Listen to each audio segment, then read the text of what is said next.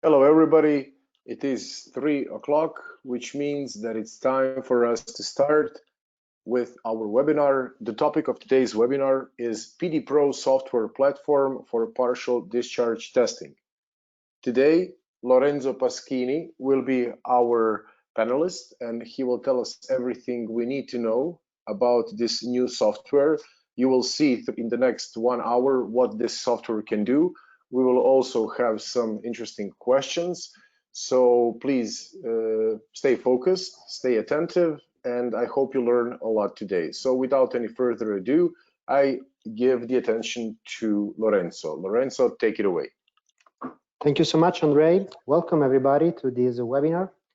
I inform you that we also have my colleague Francesco Bernardi, service engineer, that is taking care of answering your question on live. So feel free to write the question in the chat, and Francesco will try to take out all the possible doubts and clear all the issues that you can see. Okay. First, the summary of what we're going to speak, what we're going to present today. At first, I will give you a brief introduction of the PD Pro new software, the idea behind the software. Then we will see what are the compatible instruments that we can use with PD Pro. We can also see which asset can we test with PD Pro. Then we'll go into the database functionalities. I will show you briefly the advantages of the DB functions. And then we will see, since we received so many questions in the past webinar, few slides about the time frequency map, the Techimp patented technology. I can also inform you that we will have a webinar just for TF map later on this month or in July. In the end, we also will see the acquisition modes we can use with the PD Pro. Then a few examples of functionalities and a question and answer session. The presentation will be sent to all of you in a PDF format, and there is also some files that you can download to have a more clear idea of what PD Pro can do. So let's start. Since we are talking about testing, the idea that we have developed in the years is that the software for PD testing should make asset managers' life easier. We should have a good data management architecture. We should follow some standardized test procedures.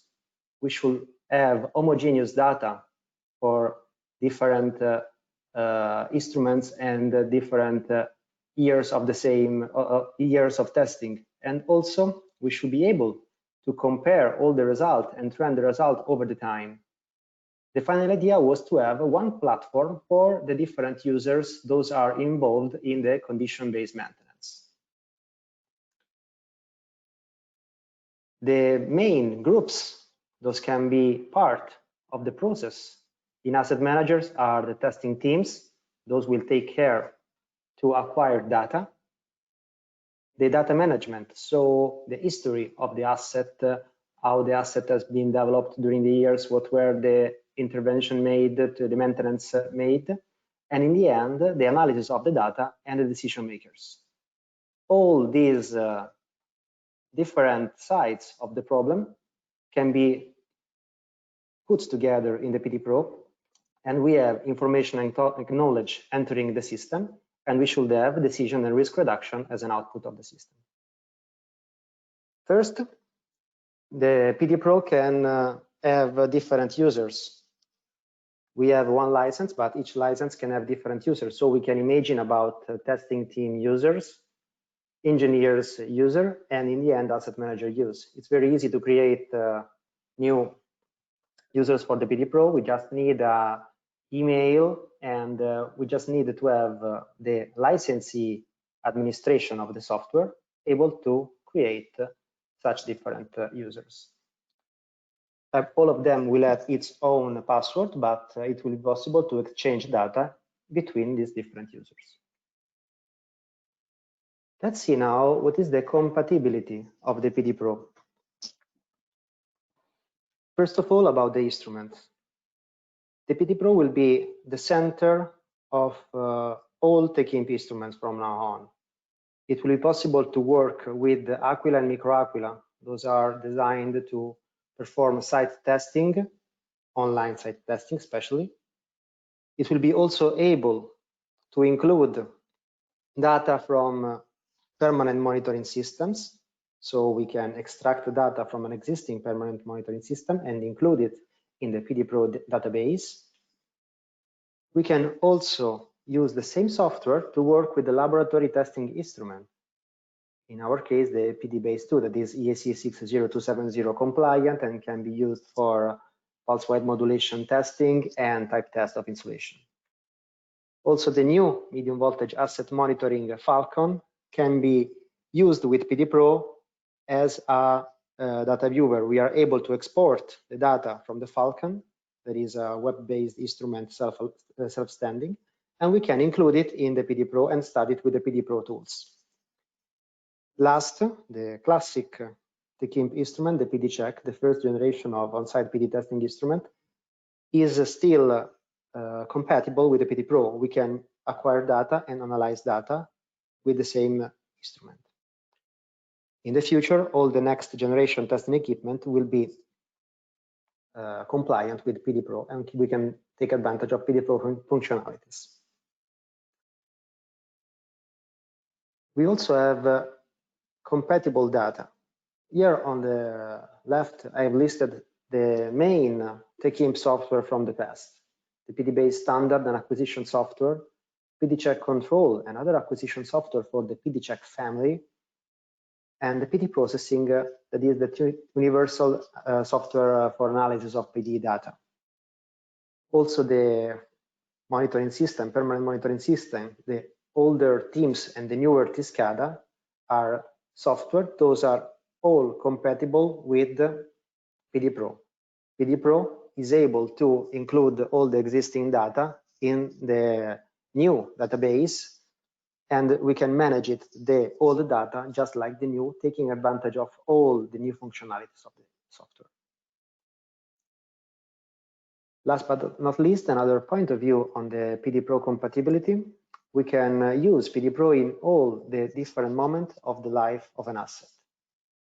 We can have the data from the quality control. We can have the data from the commissioning test or from online spot testing performed with the PD Check family equipment. And we can also include in the PD Pro the data from the permanent monitoring. It's an all-in-one software that is able to acquire all the different data. Those can be created during the lifetime of an asset. Now it's time for the first question. I kindly ask Andrei to present the question for you guys to give a quick answer. So we have a question for you, and the question can be answered if you listened attentively to Lorenzo. The question is, let me see, PD Pro can be used with which acquisition units made by Techimp? A, only the latest acquisition units. B, only the acquisition units used for quality control. Or C, only the acquisition units used in field tests. Or D, all Techimp acquisition units. So please answer only one out of these four. It's A, B, C, or D, and I think this one will not be difficult to answer because Lorenzo very clearly explained to us what are the possibilities of PD Pro. So I see that already 42% have voted. I kindly ask for all the rest to vote so that we can close the polls in about 10 seconds. I think you all, most of you, a big chunk of you have got the correct result. So if you cannot vote by any chance, if you have issues with that, please write your answer in the question sections and we will take it into consideration. So let's close the voting in 5, 4, 3, 2, and 1. And let's share the results. So the correct answer is D, all Techimp acquisition units, of course. PD Pro is made to control all the acquisition units, and 90% of all of you guys were correct in answering that. So thank you for being attentive. The next question will not be so easy, so stay focused and listen to Lorenzo. Thank you, Andre. And let's start to look a little bit into the database functionalities. This is a brief summary of what we're going to say about the PD Pro database. We will have an overview. We will see how to create a new registry, how to query existing registry, how to query old acquisition, how to import data, and how to query test plans. The database will be, let's say, useful for, at first, create a census of the critical assets. By creating a new registry, we can generate the identification for the asset we're going to test, the asset we want to test, and we can link all the information there. So we have basically a map inside our DB of what we can test and why and what we want to test.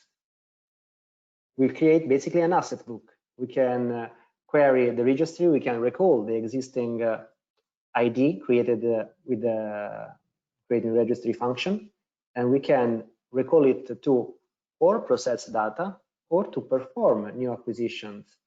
Those will be included in the DB as well.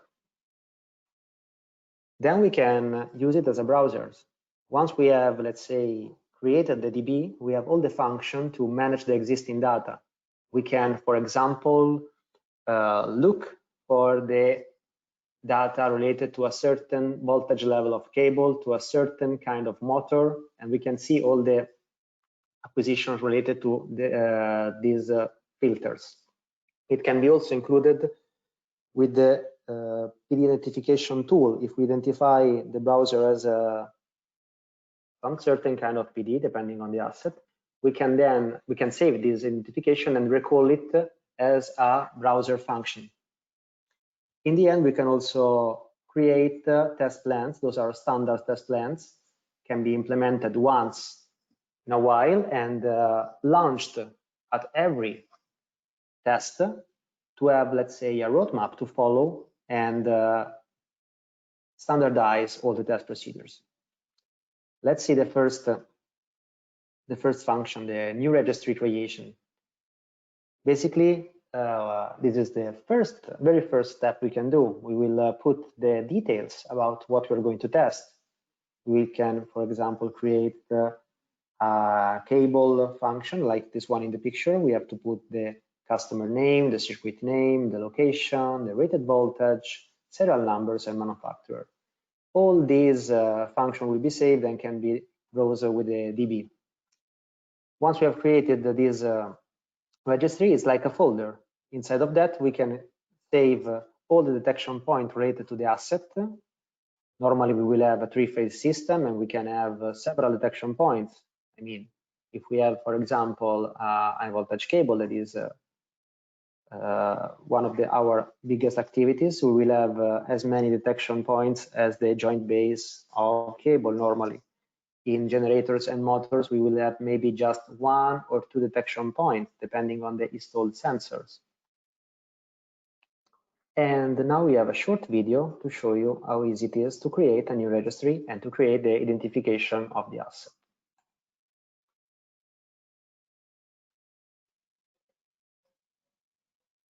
Some of these fields are mandatory because we want the database to be able to find for these fields in the whole data storage. So we have to put this information in order to be browsed.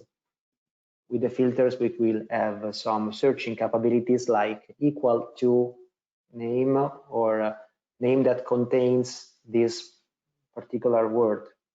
It will be just an advantage to have a more powerful DB function later on. In this case, I've selected a generator. I will select three-phase system.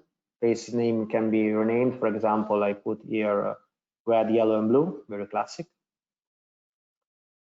And if I'm not wrong, in this video, I've also implemented not just one detection point, but I've put, for example, existing generator with 2 kits of sensor installed. Those are normally called the machine and systems. And we can select also the voltage type and the machine typology. Oops, typo. Here we can put basically a brief description of the machine. When everything is saved, we will have a created registry able to receive data. Now we'll see the query registry function. So we can retrieve all the existing registries from the query registry function. We can select it one by one. If you see, we have some columns like ID of the registry, that is a number, customer name, circuit name, location, or apparatus serial number. We can also browse and filter the existing queries. As I told you, we can select a registry, we can select the customer name, we can select which type of asset we want to see, or also more filters. In the more filters, we have a lot of possible, let's say, browsing functionalities. We can go in different identification of PD, we can go in different manufacturer name, we can go under different cable lengths, for example, if I'm not wrong. All of the information, those we have entered in the acquisition process and in the data import process will be browsed by the query registry. The other function is the data import. As I told you, we can have, for example, a very big DB with the old school softwares, but we don't want for sure to lose the data, because we know that in partial discharge testing, the comparison and the trending of the data is very important. So we can import all the data into the PD Pro. When we import the data, we will also be asked which phase is the data related to, what was the detection point, also which sensor have we used, what was the synchronization sensor source, and what was the PD test typology. This is useful because such information were not part of the PD data previously. We maybe have a TXT file in the same folder saying the test was performed with capacitive coupler or with HFCT, and there is no a clear, let's say, field for that information to be saved and stored for the future. It's let's say a new approach that also gives you the idea of not just to save the PD data, but to save also the kind of tests we've made and all the details. Those can be useful during the analysis and trending. Query acquisition, basically we can recall the single acquisition we've made, and then we have some functions to be used together with a single acquisition. If you can see these 4 rounded buttons on the bottom right of the graphs, we can do the processing, we can copy the data, we can export the data, so we can create data with this single acquisition, or we can delete it. Last, the query test plan. There is the chance to save in the DB not just the PD data, but also the test plans. That will be a route to follow when testing. It's very popular, for example, for the laboratory testing in ESE 60270 standards. We can create a series of assets, a series of motors, of transformers, or whatever, and they have to be tested all in the same way with some voltage steps for a certain amount of time. We can create, or our manager can create, the test plan for us, and the operators in front of the PD Pro will just run this test plan to make sure the standardization of the test is maintained. Now it's time for the second quiz. I kindly ask you again, Andrei, to kick in and... So we have now the second question, and the second question goes, what aspect of database in PD Pro do you value the most? Just to be clear, here there is not one correct answer. Here you can have, actually, there are no correct answers. You need to choose some of these to let us know your feedback. What do you appreciate the most in the database aspect of PD Pro? Is it the organization of data, or is it chance to implement standard test plans, or is it C, compatibility with all Techimp instruments and formats? This is also useful for us because we are trying to understand what to focus on when we are developing the new software and devices. And in this case, obviously, we have a new software which we understand that is very useful, and we want to make it as useful as possible for you guys. So the more people vote, the better for us. The directions will be much more clearer for our research and development team. And after a minute, I see 50% of you have voted. Let me close this in 5, 4, 3, 2, 1. And we see that we have, so 67% of people said that compatibility with all Techimp instruments and formats is what they like. And amongst that, also 52% of the people said chances to implement standard test plans, and data organization was the answer chosen by 43% of the attendees. So now we have a better idea what you appreciate the most and what to work on in the future. So let us close this and let us continue with the presentation. Take it away, Lorenzo. Thank you, Andrei, and thank you for answering the quiz. It was very interesting. I didn't expect such a result, actually. Nice to know that, and we can, let's say that was a good idea to make a unique platform for all the instrument at this stage.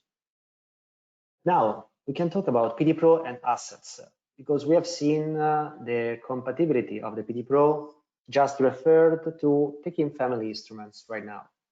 Actually, it is embedded, so we know that right now PD Pro can work with Micro Aquila, Aquila, PDBase2, Falcon, PDScope, and so on. But this is not referred to asset. Like, is it possible with PD Pro to test the generator? Yes, it is, obviously. There are several things that we can do the generator. Once we have the proper sensor, every asset of the one I'm going to, let's say, explain in a few minutes, have their own spot in the DB and can be easily managed with the PD Pro. In case of rotating machine, we will select this registry, and we will have to, let's say, define in the registry which kind of sensor we're going to use. Are we going to use 1 nanofarad capacitive coupler, 80 picofarad capacitive coupler? So together with the PD acquisition, we will also include the information about the test and the asset. Another asset we can test, for example, are switch gears, air insulated switch gears. We can test them with TV, with HFCT. All this information can be included in the data itself, will be always with the data, like a permanent fingerprint on that one. And the same, we can obviously use the PD Pro for testing cables. Normally in this case, for example, we can differentiate between high frequency current transformer, or we have other sensor like flexible magnetic coupler. We can have embedded sensor in the high voltage cable. We can have HFCT around the volt cable. So it will be interesting also to store this data into the PD Pro and create our own DB with all the different testing solutions. Same thing can be done with transformers. We can have different type adapters, and a very interesting thing that we will see later on is that we can create a DB not just about the transformers, but also about the bushing type we are testing. So we will be able to browse the bushing type. Maybe we have a population of 15 transformers. They all have the same manufacturer, but we have seen that there is different data resulting from one manufacturer of bushing respect to another. And this information can be stored and made more available on the DB. Last but not least, the GIS, gas insulated switch gears. We will be able to compare the data with the external sensor, with internal sensors. And we will see that in this case, it will be very interesting, in my opinion, for us also to compare the result with different manufacturer of sensor that we can see. So let's start with the high voltage and medium voltage cable. The data will be organized very easily. We can have or data related to one phase. So when we have, for example, 3 core cables, we will have all the phases in just one detection point. Or we can have the different phasing, red, yellow, and blue. So if we can perform a PD test phase by phase, we can select all these 3 phases. Then in the detection point choice, we can instruct the system how many detection points we are going to test. In this case, I was thinking about a high voltage cable with 4 joint each phase and 2 termination, 1 outdoor sealing end and 1 GIS sealing end. All this information will be saved in the registry and can be reused when testing and when analyzing. Once we save, all this information will be part of the DB. Again, in the GIS insulating system, we can have or a 3-phase bus duct or a single-phase bus duct. We can identify for each bay, for example, a certain number of detection points. And normally, these detection points are identified already, like we are testing next to the cable income, next to the circuit breaker, next to the earthing switch, or next to the bus bar. In case of embedded sensor, we can just recall the names present in the labels of the GIS to have a very clear map of what we are testing and where. For the rotating machine, in this case, as I put on the video before, I was thinking that the only bigger variation that we can have is between the single kit or the double kit of the sensor installed in the rotating machine, and we can put a small comment of what we are testing. Is it an air-cooled turbo gas? Is it an hydro one generator? And so on. Please note that, for example, one point that is quite important is that at this stage we will identify just the detection point. But when we are saving the data, another pop-up window will come asking to us what kind of sensor are we using? Is it a capacitive coupler? Is it HFCT? Is it a new sensor not present in the list that you want to include? And also, what is the synchronization source? This can be useful, for example, if we only have 1 people taking care of partial discharge in our company, but we need many people testing all the plant or all the plants. Those can be also far from each other.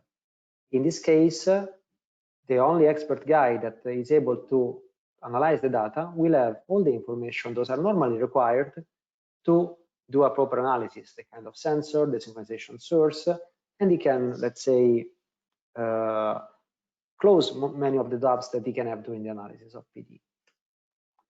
Again, in the switch gears, it's similar to the GIS platform.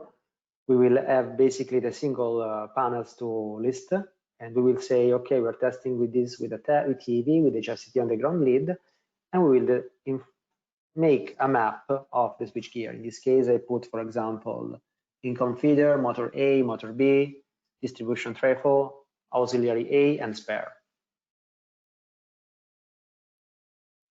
Last but not least, the transformers. In this case, we can also, let's say, put some information about not just the detection point, but also the bushing type typology that we are testing.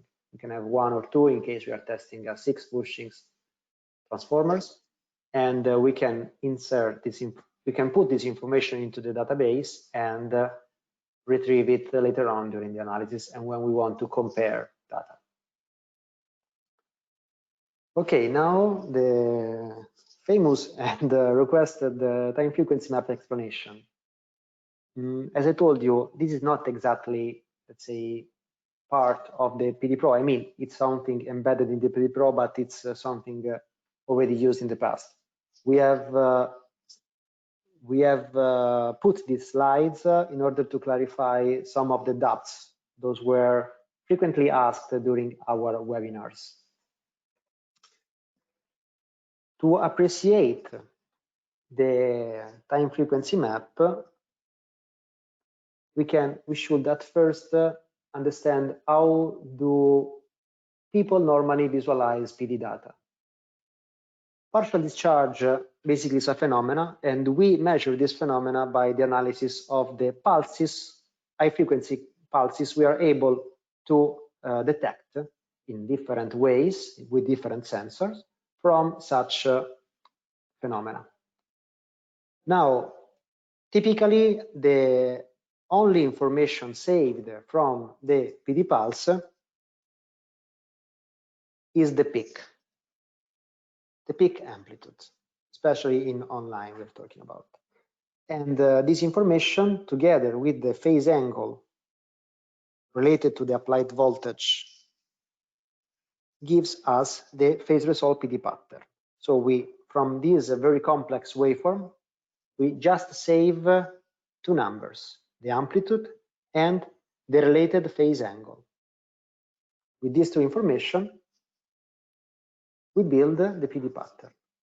But every second, we have thousands of these pulses occurring in the equipment and recorded by our instrument.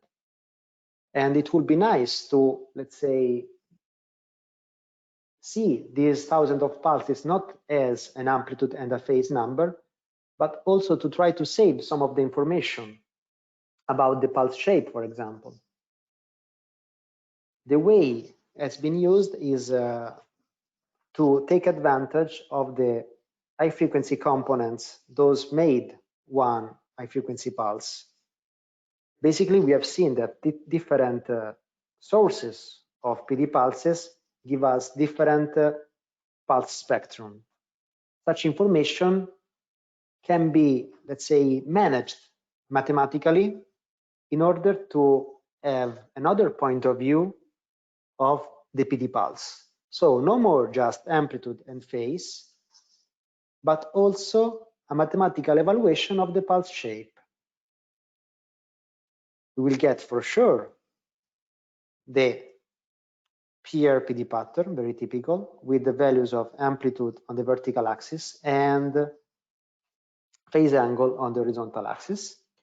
But we can also have another point of view with the equivalent time length and equivalent frequency. Basically, equivalent time length and equivalent frequency are just numbers. One equivalent time that is plotted in the vertical and the equivalent frequency is plotted in the horizontal one. These are numbers, those are useful to resume some characteristics of the pulse shape into something that can be mathematically managed. If we want to check 1000 pulses one by one, it will take, let's say, 10 minutes in a very optimistic way. And maybe it will be also hard for us to see the differences between two images, two pictures. An expert eye can do it, but it's not an information that is made directly available to the user. What does the time frequency map analysis is to give to each pulse an identity with a number. With number, it's easy. If two pulses, in this case, will have a different shape, the output of the time frequency map analysis will be characterized by very different numbers. If I plot the numbers, if they are different, we will see some numbers with the lower values, some numbers with higher values of equivalent frequency, for example, or some numbers with equivalent time length longer, and some numbers with equivalent time length shorter. Now, this concept is actually more harder to explain than to use. What I always try to give to our customer when I give trainings is that you shall consider the phase resolved PD pattern as the PD analysis tool. If I look at a phase resolved PD pattern, I can understand if that one is a PD. I can also try to understand which kind of PD is it. The TF map is different. It takes the same input, that is the PD pulse, but translate this input in numbers. Those can be useful to segregate the different high frequency sources. If I have two sources of pulses, probably they will have different waveform. Different waveform will be traduced in different values of equivalent time length and equivalent frequency. by selecting the areas on the time frequency map related to one or the other phenomena, I can focus on just one single phenomenon. I hope this presentation has clarified a little bit, but again, since this has been, let's say, proven to be the hottest topic for Techimp partial discharge products, we will give a webinar dedicated to time frequency map only in the next month, in June or July. I don't remember, but you can see this information in our webinar page in the website.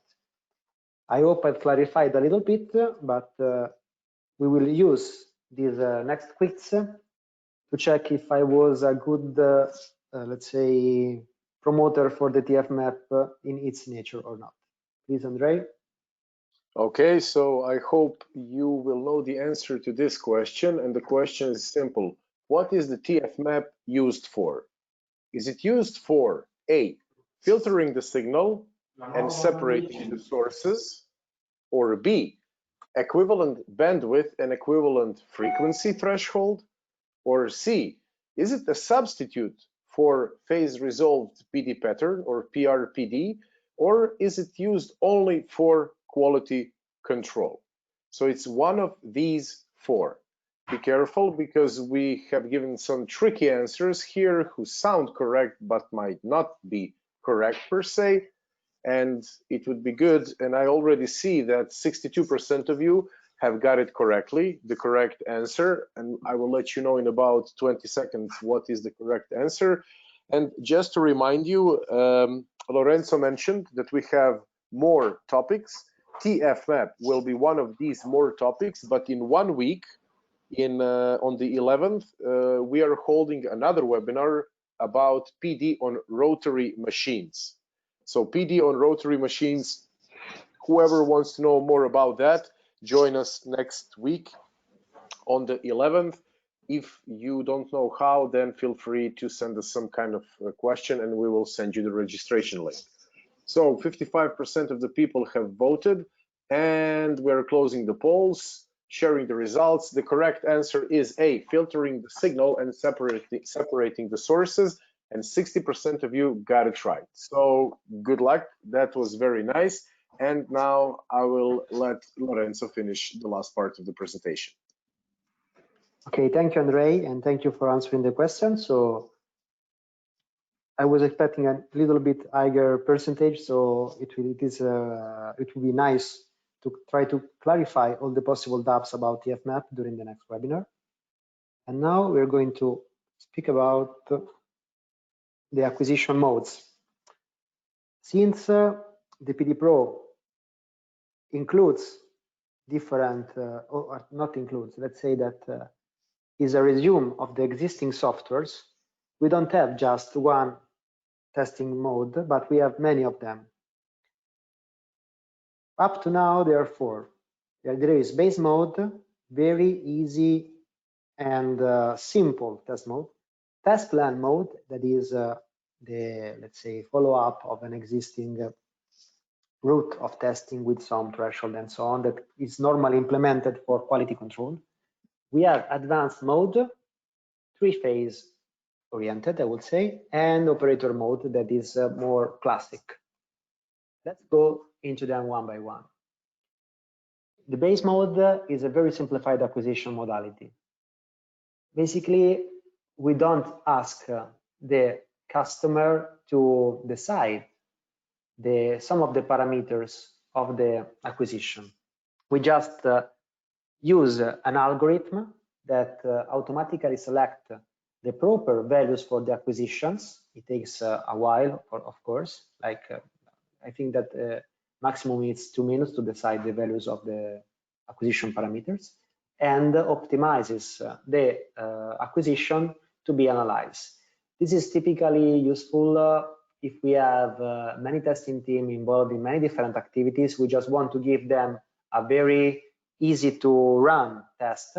The only thing that the user has to do is to push on the play button. You can recall the registry from an existing ID of the asset and just push the record button. the system in about 5 minutes. We'll take a measurement under the current conditions and we'll optimize the parameters for the acquisition. Easy and simple. No dubs, no different settings to be made.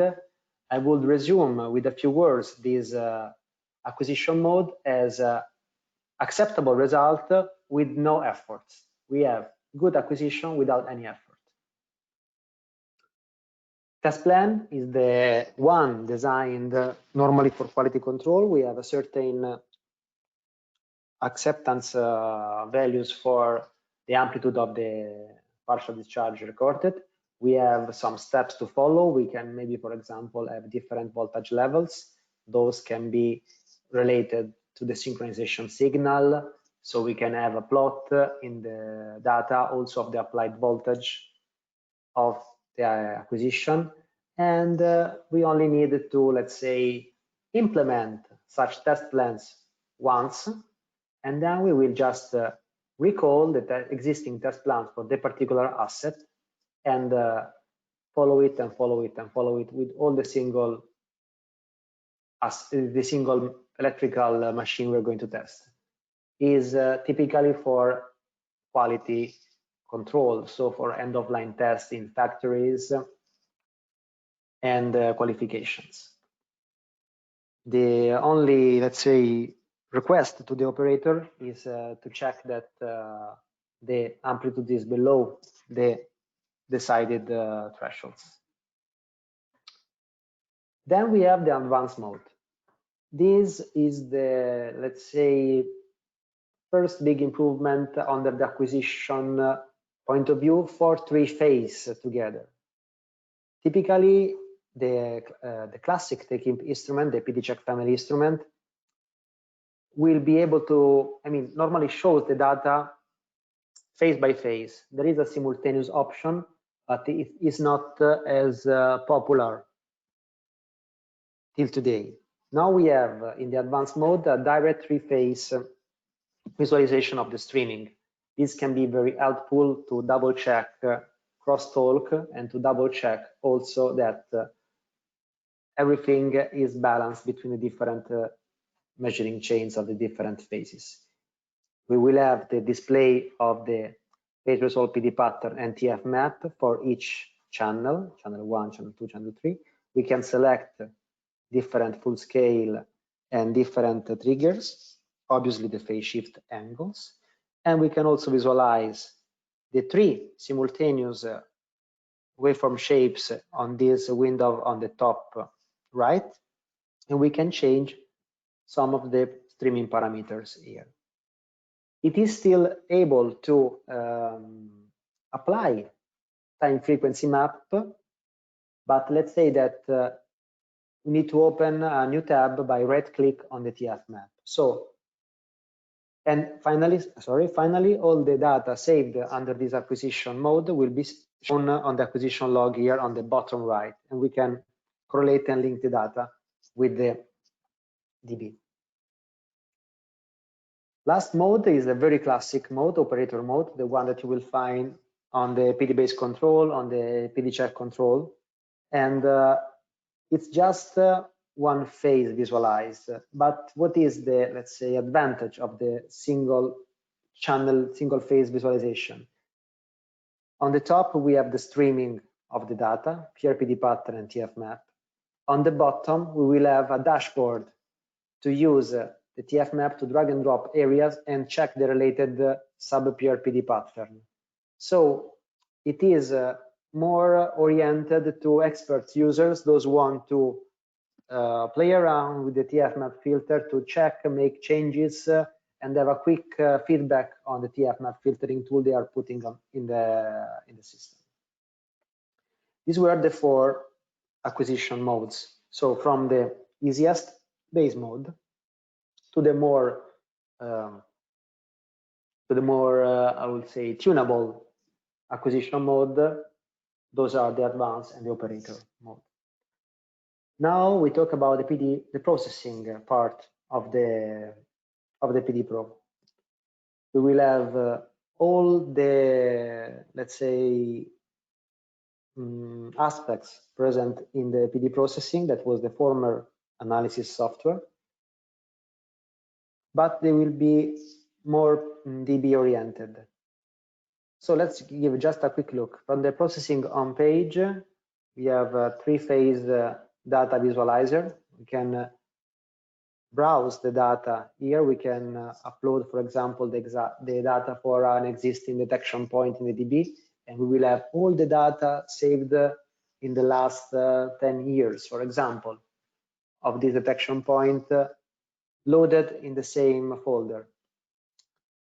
And from this data on, we can apply all the analysis tools that we'll show in the next slide. Why we use a three-phase? Because it's typical when we have measurement to double check the crosstalk signal that we can have face-to-face, double check the polarity of the signals, and we can modify both full scale and phase shift angle. So we can modify both the vertical limit of the PRPD pattern and the horizontal translation of the PRPD pattern. On the advanced processing, this is like a effect that I made just to focus on the top left of this window. When we select one acquisition from this page and we push on the advanced mode here on this bottom, we will open automatically this page. But this page is the first one. We have a series of tabs, one of them described from one of these circles, with different ways of clean, refine, and analyze data. Let's go look them into one by one. The first one is the advanced on page. So we are in the on page of the advanced function. Here we can select the pulses one by one. If it is a waveform acquisition, we can have a brief overview. Then we have the separation tab. In this second separation tab, thanks to the mathematical tools, we can separate data and analyze the related sub-pattern. Then we have the first filtering tool that we can see right now is the phase resolve PD pattern filter that will make a cleaning process aging on the phase angle rules. If we know that we are synchronized with the data, we expect, for example, PD to have a positive polarity from -20° up to 120°, and the negative polarity pulses from 70° up to 280°. So we want to clear all the rest of the PRPD pattern in order to have a more clear data. Then we have the identification tab. Basically, thanks to the experience we have performed in the years, to laboratory testing, to real cases, we have implemented an identification tool to identify the PRPD pattern. The first level will just say internal PD, surface, or corona, or noise. And depending on each single asset, we can also have a more detailed analysis. Obviously, it's not the perfect identification tool that everybody expects.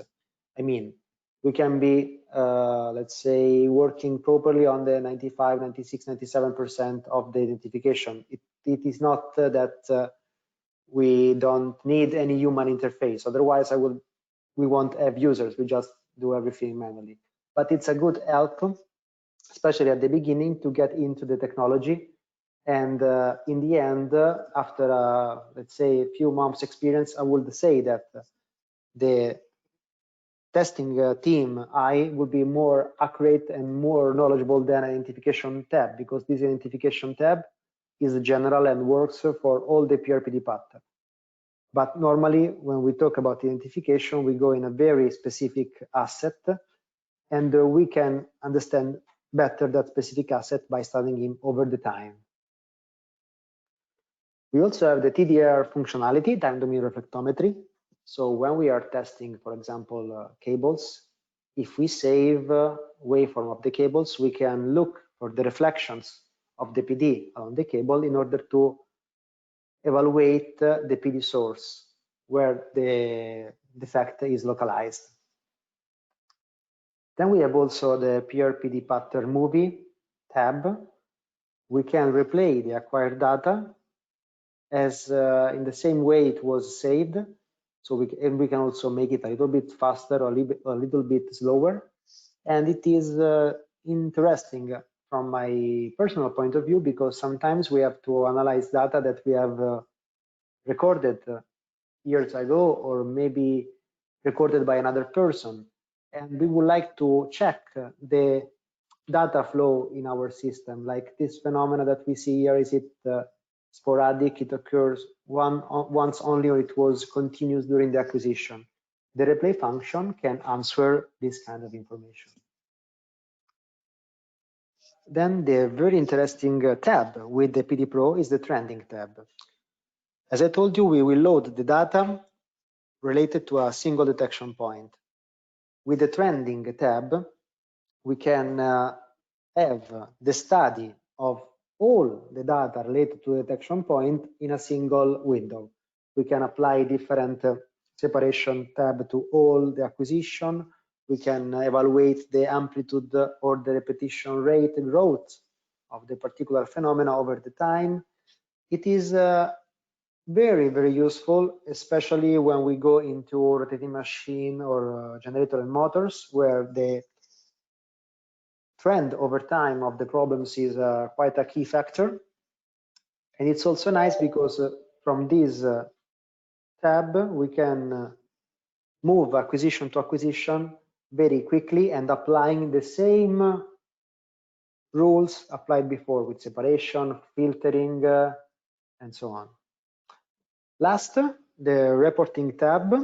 Basically, by pushing this button, the PD Pro automatically generates a report with all the analysis performed in the different tabs. So we can have separation, we can have identification, and the output can be in PDF, HTML, or doc version. Right now, we only have a standard file, but in one of the future developments is to create also an editor from the reporting in order to be more customer oriented in this case. Now, this was a lot of information, but now will be a little bit more clear because we will go in some of these tabs and understand what they do. This is the home page. Here we see PRPD pattern related TF map, and we can browse each pulse of the PRPD pattern and TF map to see the related waveform and the related pulse spectrum. On the separation tab, we have a clear example on the TF map with different cluster of high frequency pulses. We can apply, for example, this red area and this blue area. They will in the next, when we apply these rules, the full pattern will be divided into pattern related to the black points organized in the cluster 0, pattern related to the red points, cluster 1, and pattern related to the blue points, cluster 0. So three different cluster on the TF map, different sub-pattern with different analysis. Again, the PRPD pattern filter. The colored areas are the one where we expect to have PD phenomena, so we can clear all the rest of the pattern if we want from the other points. We can move the lines here, the blue lines for the upper part and the red lines for the bottom part, and only the square included in the phase range and in the amplitude range will be considered for the future analysis, and all the rest will be discarded. Identification tab. This is a very quick identification. It's this phenomena here. It's a coronal discharge. From the generic ID point of view, the fuzzy logic says I'm 100% sure that it's a coronal discharge, and the likelihood that means how much the fuzzy engine is sure about the result is 100% for the identification. Then we also have the diagnostic indexes. We have the maximum amplitude recorded, the repetition rate, the pulses per second of this particular phenomenon. We have the generic ID. If I open this menu, I can also have the single, let's say the single asset analysis. So we can have high voltage cable, rotating machine, transformer, GIS, and so on. Then the PRPD movie tab function.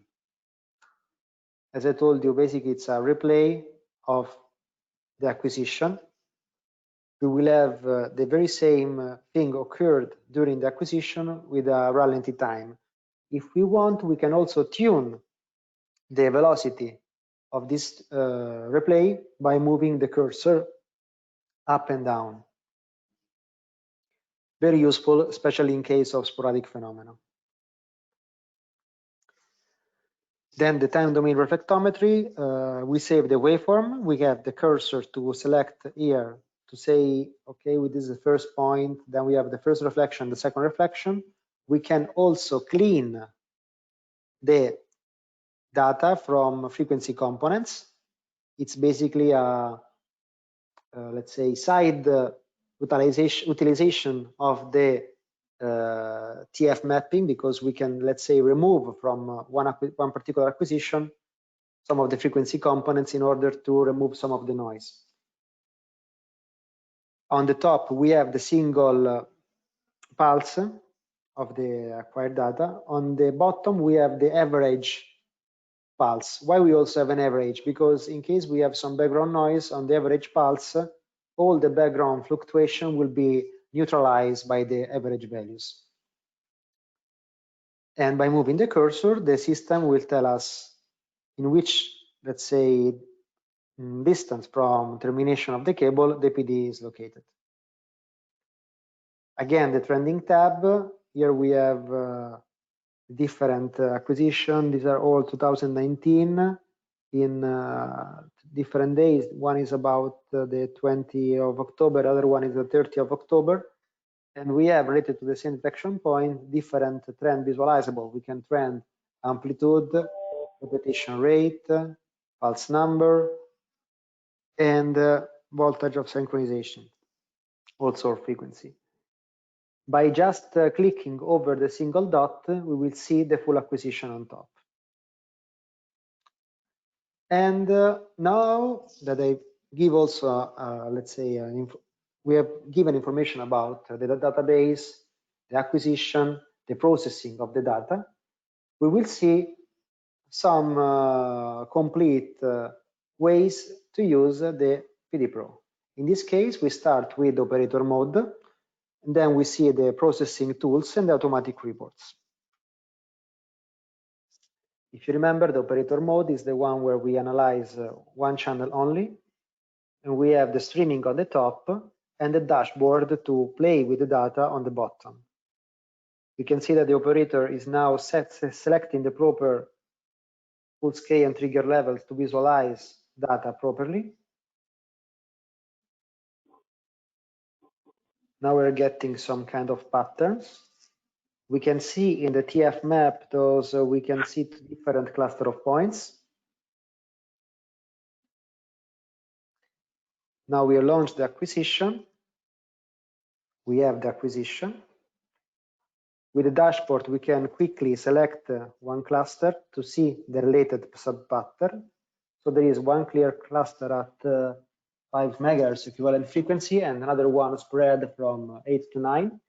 We will save the data, identifying the phase, the detection point, which sensor we are using, and what is the kind of test. Oh, sorry, I made a mistake.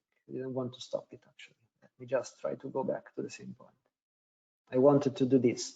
When we acquire the data, the system asks us this information, because we want to save this information also in the DB, not just in our minds or in our notebook and so on. This is an important information that shall be remaining always with the PD data. And now we have the new acquisition: date, channel, detection point, phase, and so on. All this information are saved in the DB. By double click and click to analyze, we can directly open the processing. This is the acquisition just made. We can go to advanced, sorry, I switched again. This part I need to check it more. Now we go to the advanced tab. Sorry, I will just let the video flow. We can make the separation of the phenomena, red cluster, blue cluster. We will see that we have two different phenomena.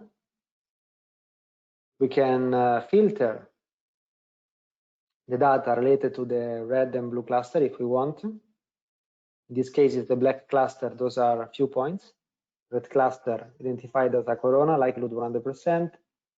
Blue cluster, surface or internal. There is a mismatch in the identification, but likelihood 100%. We push on generate report, and we create the automatic report to be saved. Here we will have the full acquisition, the separation performed, and the analysis for each single cluster.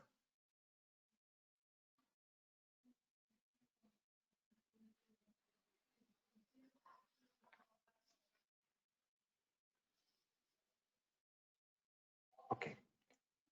Now we can finally go to the second video. Here we start a little bit earlier. We start also with the DB. We will use the advanced mode and we perform a simultaneous acquisition.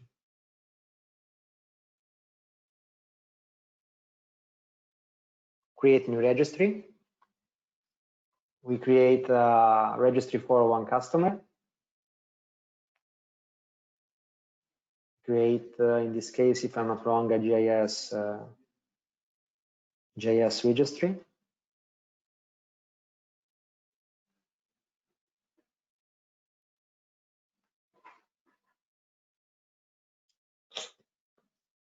We have a series of phases and detection point. If we want, we can rename all detection point as we prefer.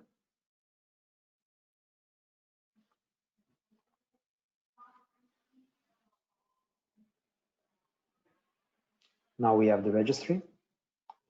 And if we call the acquisition, we can retrieve the same registry and launch the acquisition. We select which mode we want to use, advanced mode with the Aquila.